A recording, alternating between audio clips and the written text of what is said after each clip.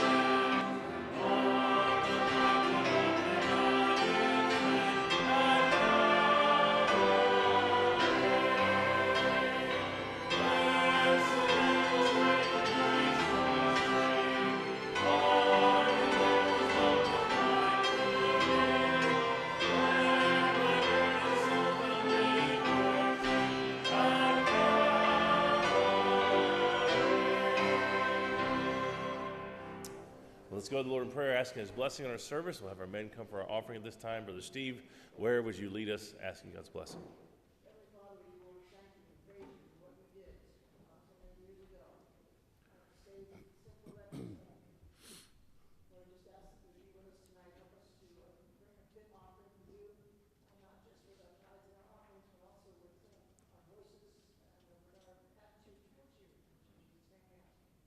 Amen. You may be seated.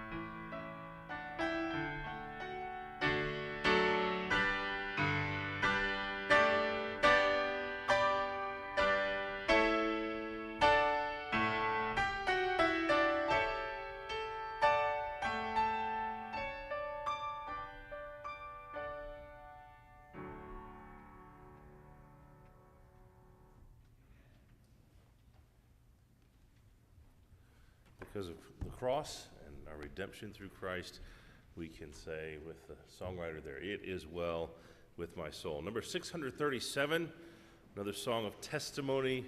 "Not have I gotten but what I received. Grace hath bestowed it. Only a sinner saved by grace." We'll sing the first and third verses, 637.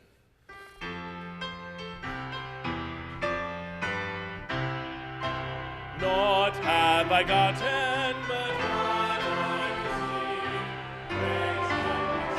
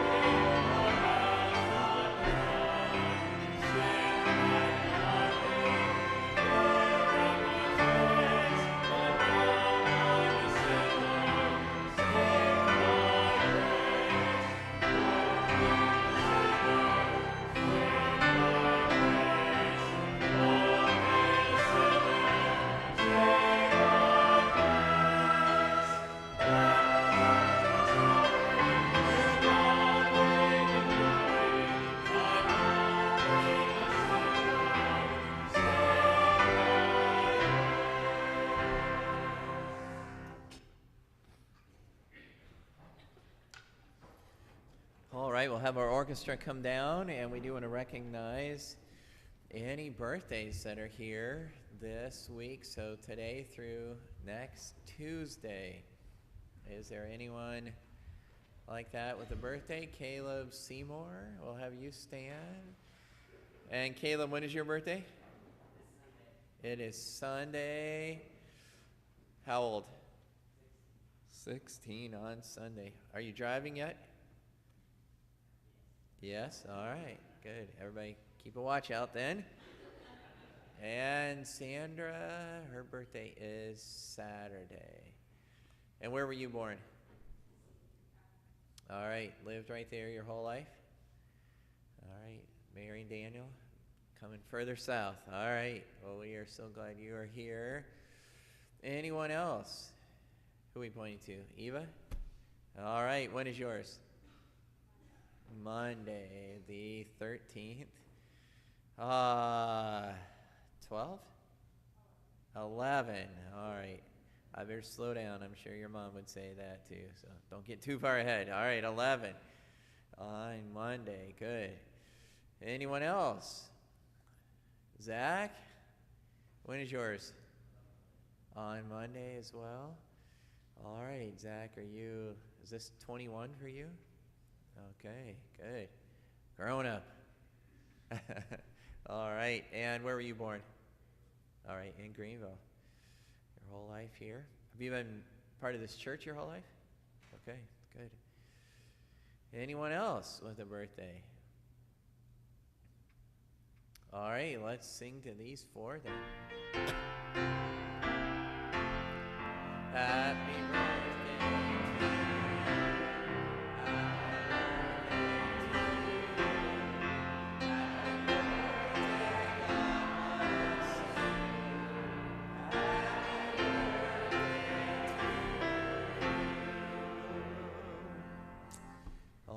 Just thinking of Sandra, her birthday on Saturday, and you know what's happening Friday night on her birthday eve? The Wisconsin Badgers are playing the Tennessee Volunteers on Friday night. So they have to celebrate her birthday eve with a divided marriage. We'll see if it's a birthday present for her or for Daniel on Friday night. All right, anyone with an anniversary during the same stretch through next Tuesday? Anyone with a anniversary today through next Tuesday? Monday's the 59th anniversary of our first date. Does that count? Sure. Absolutely. You want to stand up and have us sing to you about that? I'm all for those too. Glad you remember. All right. Well, I'm going to dismiss the kids for truth, and your leaders are already down there. Good to have each of you. I don't know if they get points for being there first or what that situation is, but glad for all their energy. All right, and then the teens will let you be dismissed out to the youth group time. And I invite the rest of you to take your Bibles and turn to 1 Corinthians chapter 7. 1 Corinthians chapter 7, and most of you have been with us for our several studies in this chapter, and I trust many of you already have, if not labeled, you have the thought in mind that this chapter, really from start to finish, is about marriage and matters related to marriage. In verse 2, we have wife and husband mentioned, and those terms are going to continue to be used right down through verse 39 is the last time we have the mention of wife and husband, and kind of bookend statements. The whole chapter is about marriage and matters related to marriage. And what we've observed, and again, maybe you can look right in your margins if you have notes to refresh your memory, but in verses 2 through 7, the Apostle Paul, that is, addresses married couples, where at least one of the spouses is questioning whether there was something about their Christian experience that should bring them to withhold intimacy that's appropriate even within marriage.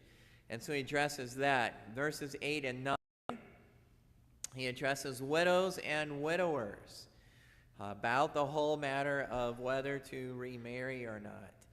Then in verses 10 and 11, we have a summary, that is Paul's summary of the teaching of the Lord during his earthly ministry about what the options would be when divorce has impacted the marriage. And then verses 12 through 16, he addresses believers that are married to unbelievers and gives counsel there. Now tonight, I am going to skip over verses 17 through 24.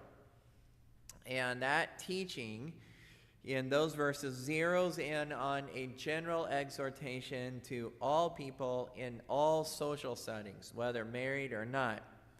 The reason I am skipping over it for tonight is because, Lord willing, I anticipate returning back here on Sunday evening, and I'd like to spend our time in that section with our entire church, and so we're going to do that Sunday night. At this point tonight, as we continue to be thinking about marriage in this series and marriage matters, I want to direct our attention down to verse 25, the section that begins there. And we know that we are still under the broader umbrella of marriage-related discussions because of all of what we read, including, I pointed out, we're still talking to husbands and wives by verse 39. But we also know that under that umbrella of marriage matters, we are entering a substantially new topic in terms of our territory in the study because of the opening phrase of verse 25. As you're looking there, you can see it's very simple, but it starts with now what? Okay, now concerning. And that could seem so simple, but if you look back right here in chapter 7, first of all, at verse 1, you can see verse 1 starts with the same two words, now concerning. And back there at the start of the chapter, it's a signal of Paul starting to address some topics that the church, you can continue on in verse 1, now concerning the things you wrote unto me. So the church in Corinth had written a letter to the Apostle Paul, and now he's going to start to address topics they raised in their own letter to him, as opposed to things he knew from verbal reports and firsthand visiting. But it's a new section, chapter 7, verse 1. We have it again in chapter 7, verse 25. We'll obviously be back there. But if you flip over to chapter 8, you can start to see that I'm not making too much of this one thing. Chapter 8, verse 1, You can read it now as touching, but it is the exact same Greek expression as the now concerning. If you look at chapter 12 and verse number 1, you can see again there, now concerning. You can just finish it off. Look at chapter 16 and verse 1, now concerning. And then if you look right here in chapter 16, we have it in verse 12. This is another case where our English translation is a little different, as touching, but it's the same Greek expression. Okay, now concerning. Now, it would be pretty obvious, and it is obvious if you've read through, that not everything between the now concernings should just be lumped together as if it's, one big topic. But when we see the expression, all right, we know that Paul is intending to signal, okay, something new here. When we see that expression, it's one of the ways he says, all right, here comes something new.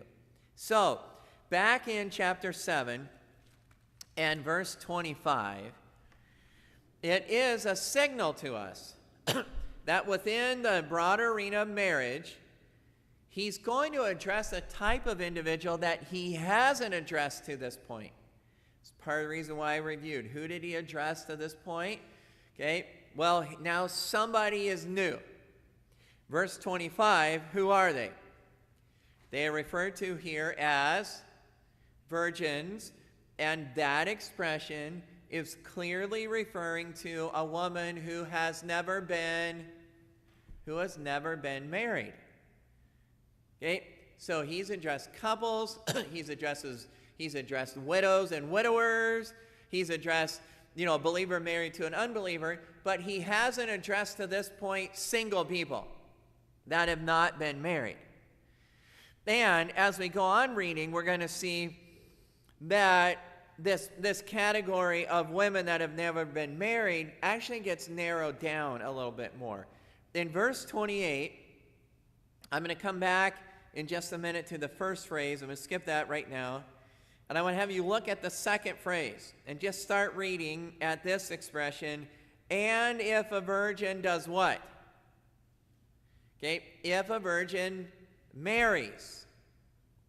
Okay, that is an indication that these never having been married women are very potentially on the threshold of marriage. They're considering taking that step. That's an indication of it. Look at verses 36 through 38, and we see even more witness to that life situation. I'm just going to read 36 right into down through verse 38. But if any man think that he behaveth himself uncomely toward his virgin, if she pass the flower of her age and need so require, let him do what he will. He sinneth not, let them marry. Nevertheless, he that standeth steadfast in his heart, having no necessity, but hath power over his own will, and hath so decreed in his heart that he will keep his virgin, doeth well. So then, look at this. He that giveth her in marriage doeth well, but he that giveth her not in marriage, in this expression he says, doeth better. So, what we have, and I'm just right now trying to overview, we'll work our way all the way through it. It'll probably be 3 weeks by the time we get here, all right? But in our overview, these never having been married women, okay, are considering getting married. And those single ladies considering marriage, they are one stated target of the new teaching that's going to come. In addition to then single women, there's some men addressed as well. Okay, look back at verse 27, and you can see there that a man is clearly addressed when the apostle asks, are you bound to a what? Okay, are you bound to a wife? So it would have to be a man who's under discussion. And I said we come back to the first phrase in verse 28, so flowing right out of verse 27, men being addressed, this opening phrase of verse number 28 is still referring to men. So when he opens in verse 28 by saying to the men, if you get married, you haven't sinned. You see that? And then he continues on in the rest of the verse and says to single women, if you get married, you haven't sinned. Okay, now the picture starts to become a little more clear. And this is kind of like we have this outline and we're trying to sketch it in a little more and see it kind of emerge. What we're looking at in this new section in verse 25 and following is we are looking at single women that have never been married and single men who have never been married. But these single, never having been married men are considering marrying one of those single, never having been married women. Okay? You follow what I'm saying there? And if you have single men and single women of marrying age in a church, you've got a lively and sometimes interesting situation. Okay? When one or both of those parties, single men in your church, single ladies in your church that are of marrying age, when one of them starts to think about the potential of maybe marrying one of those in particular, now things can really get interesting. Okay? Now, that's the kind of combined target.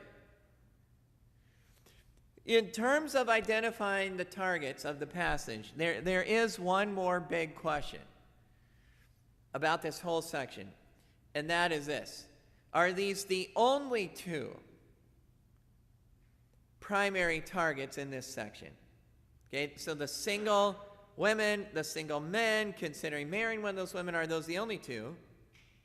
Or should we understand another type of individual being addressed, especially in verses 36 to 38?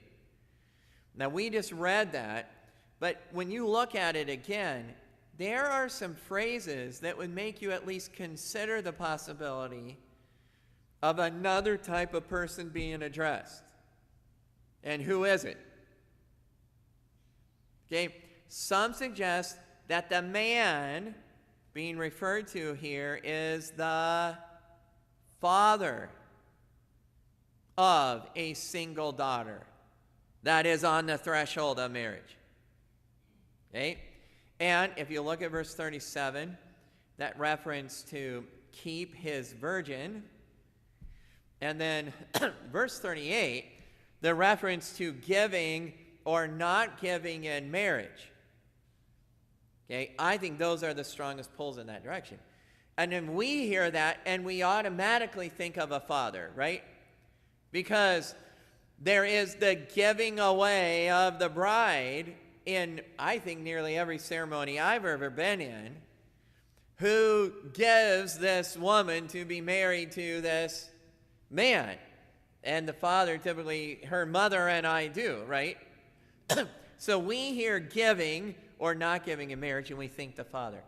All right? I want to suggest to you several reasons why I don't go that direction of viewing another party introduced in verses 36 to 38, the third party being the father. Okay? I would suggest to you that in verses 36 to 38, we're looking at the same single man that we were introduced to earlier, who was considering marrying a single woman, and some think, you know, it's so much, the language is so strong that they're probably engaged, or in the old days if it was Jewish, betrothed. In the Greek culture, likely engaged. All right, one reason for suggesting that is that the entire flow of instruction, beginning in verse 25 and continuing all the way down through here, appears to be addressing one issue.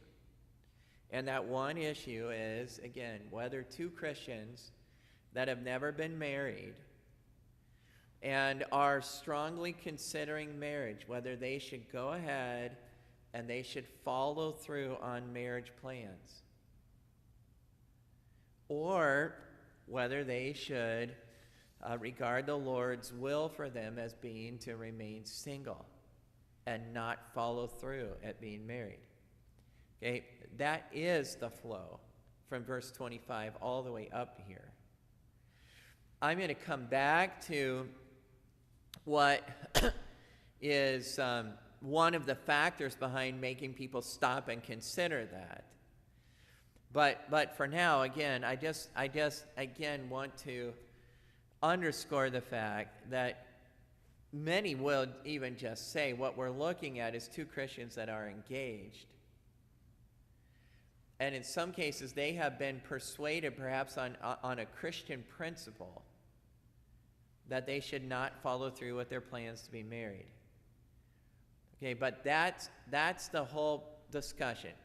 Okay, single man, single woman, should they get married?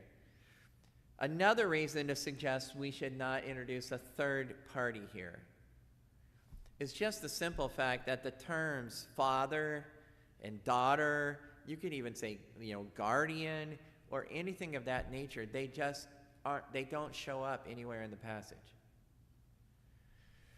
And we know that we're talking about a single man earlier, considering marrying one of those single ladies. And if the Apostle Paul, and I say it that way, but it's the Holy Spirit who's superintending Paul in what he wrote, okay?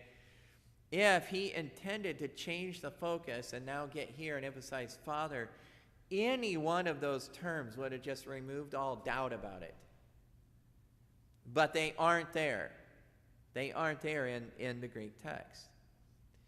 And then I'm going to give a third and related reason why we should not view a third party, as a father here, is that there is no known evidence in the Bible or the literature of the day for referring to the father-daughter relationship in terms of the daughter being the father's virgin.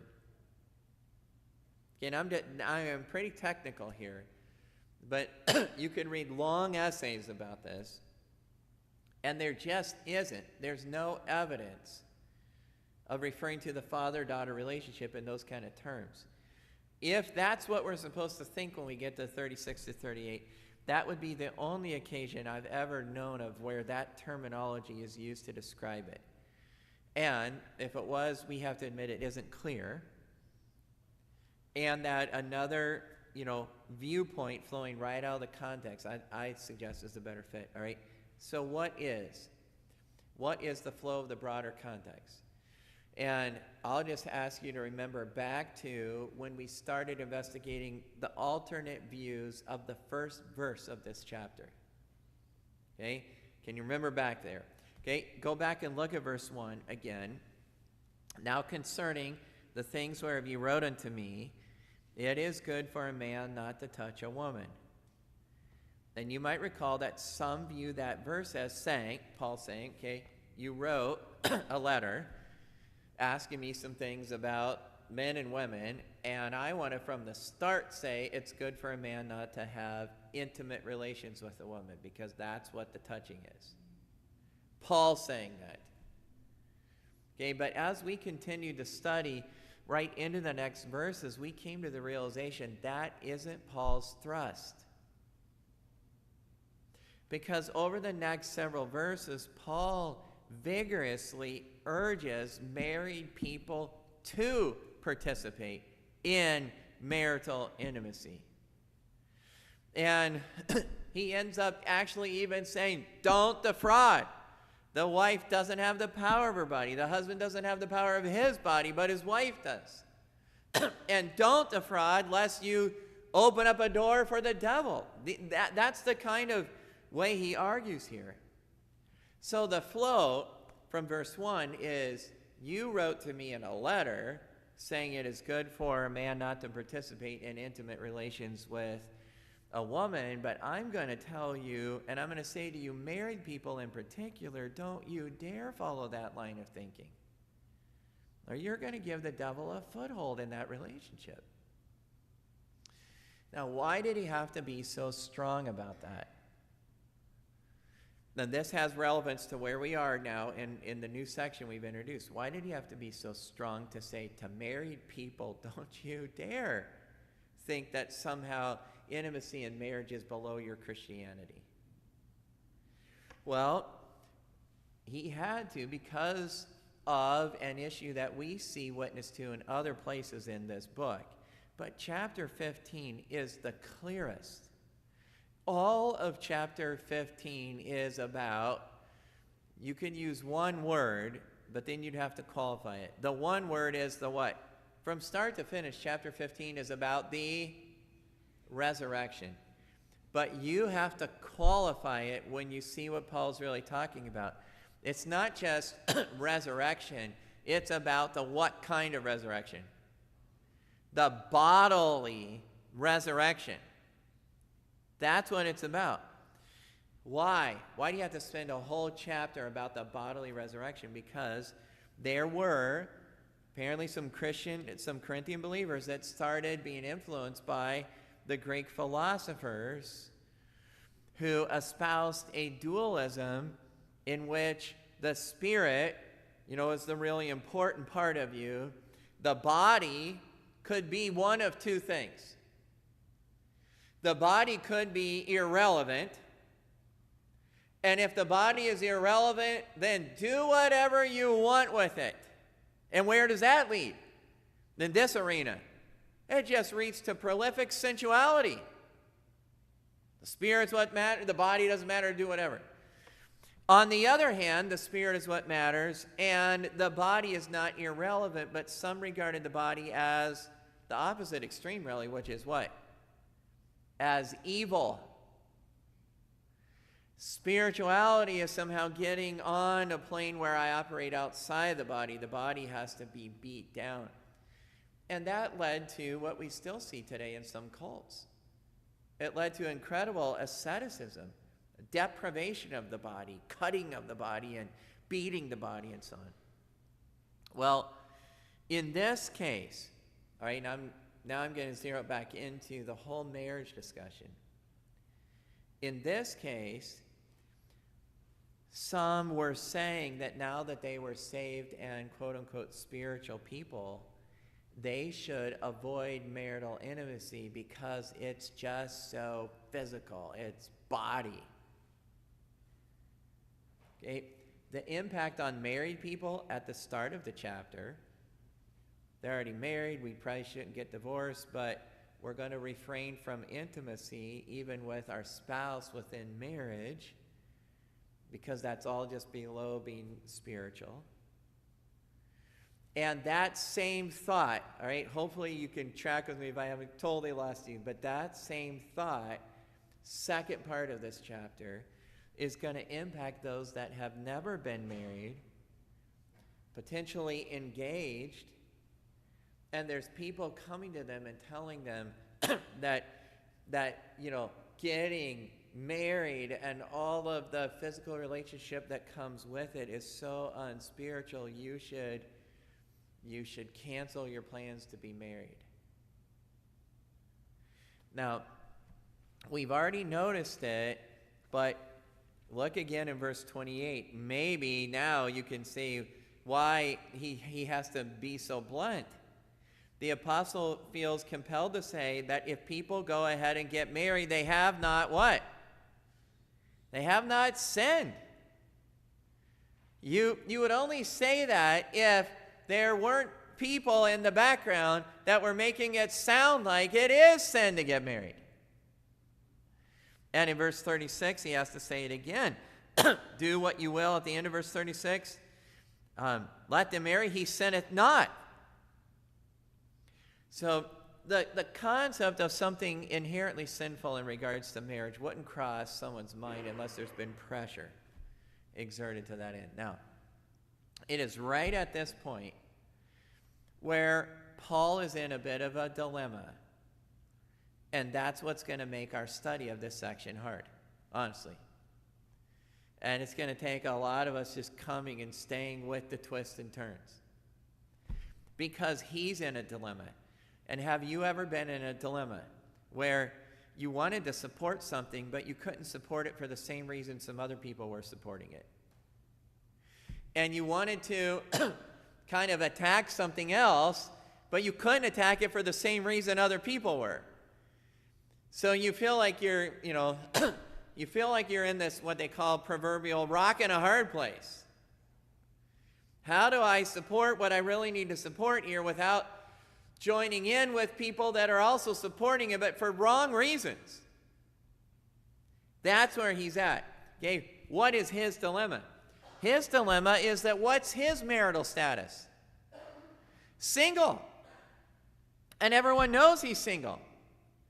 And Paul has some personal and pastoral reasons to encourage others to consider following his example and to remain single. He doesn't think that's had enough of a hearing. But while he wants that to have a hearing, he strongly disagrees with people that are, as it were, condemning marriage on faulty theological basis and are making it sound like marriage is sin on moral grounds. I can't go with them there. So, this is what we're going to see again and again. We're going to see him actually really denying that there's any command from the Lord or any Christian principle at all that would warrant viewing entering into marriage as sin. That just is absolutely categorically wrong to say that getting married is sin, participating in the marriage relationship is sin. At the same time, though, he does want to give some pastoral burden that some really ought to consider singleness as the best option for them, especially within certain circumstances, at least for believers in that region in his day. So, tonight, all we've done is survey the landscape, and I'm not going to take it any further, all right, tonight. We've surveyed the landscape because sometimes you really do. You got to look at the whole thing. Hopefully something of the big picture helps you when you come back and now get right on the ground and, again, move forward. But when we come back, I'll just alert us to this. When we come back, our thinking is going to really be challenged on a couple of different levels as we work through this text. There are some single, never having been married people that may, right now, start to get a little anxious with, like, the thought of, oh no, I don't even want to have to think about some scenario that God might want me to remain single and never get married. Okay? That may be a challenge that we really need to consider. What are some good reasons for singleness? I would say this. On the other hand, and those of us that are married probably, there might be some singles that would nod their heads right at this point, all right? If we were looking at them, we won't look at them to not make them feel uncomfortable, but probably some that are single and they're a little bit older single, we probably can't begin to sympathize with how they feel as we're celebrating anniversaries, right? And we're celebrating marriages, and we're celebrating new couples, and some of them in that kind of context, it may actually be comforted, frankly, by teaching to realize that marriage or singleness is not a matter of morality. It's not a matter of sinning or not sinning. It's not a matter of pleasing God or not pleasing God. It isn't sin, and being single isn't like a mark of what's wrong with me. All along the way, as we're challenged to think about things like that, Paul is going to, I think, face all of us that are married, and as we're thinking about marriage, to recognize that marriage in the will of God is far more than just enjoying the good life. Marriage is far more than just the American dream, right? I actually recently saw a picture of what looked to be scientists in a laboratory, multiple scientists. They're in a laboratory, there's beakers, they got goggles and all of that. And it said, Hallmark researchers are on the verge of coming up with a second plot. Okay? All of Hallmark, seemingly one plot, right? And seriously, we can even, as we celebrate marriage, which I'm not going to apologize for celebrating marriage. We can uphold it in light of Ephesians chapter 5 as a picture between Christ and his bride, the church. It is to be held up there like that. It was God that put two together and made them one. Okay? But in our doing so, from the time our younger ones, our little as can be, and upholding all of that, and even some of the dream of it, we can almost make it seem like marriage is the ultimate end of even the Christian experience. And the reality is that marriage is to be an instrument to the ultimate end, right? The end isn't the marriage, however blessed it could be. The end is what that marriage is a partnership for in terms of serving God and being to the honor and glory of God. And all of us are going to be challenged to recognize, and some people like Paul and many others since him will do more to advance the cause of Christ in a single state than they ever would in marriage. So, in our own culture, as a church, we'll be challenged to think of about how we even treat singles. and ask the Lord to help us not treat singles as second-class citizens with some level of suspicion. I wonder why they couldn't get married. It may very well be that God is intending to use them mightily in a single state. Those of us that are married are going to need to be reminded that God's purposes, again, in bringing two together, making them one, is so that we serve the Lord. And those that are contemplating marriage in the near future need to be reminded this, that the criteria for entering into marriage, and I'm just going to throw one out again and dismiss it because of some wrestling in this text, but the purpose for entering into marriage is not because I'm overcome with the basest of passions and I'm consumed with lust and I gotta get married so that I can stay pure. The Scripture doesn't present marriage as a concession to uncontrolled lust. And you don't get purity in marriage; you bring it in, and many people that have thought otherwise have tragically discovered the opposite. On a more positive level, the criteria for entering into marriage, I'll even say it this way, is not even quote-unquote true love. The criteria for entering into marriage is what? I mean, you may say it one way or another, but I'll use a very familiar one. The criteria for entering into marriage is the will of God. This is God making two one. And a single woman never married needs to be convinced that a man committed to serving God, actually, and it's right to think this way, needs her as a complement and a completer to do God's will more effectively. And she needs his leadership. And the man is convinced of these same realities, having been led of the Lord through scriptural channels. And apart from this, wait on the Lord and serve him single-mindedly.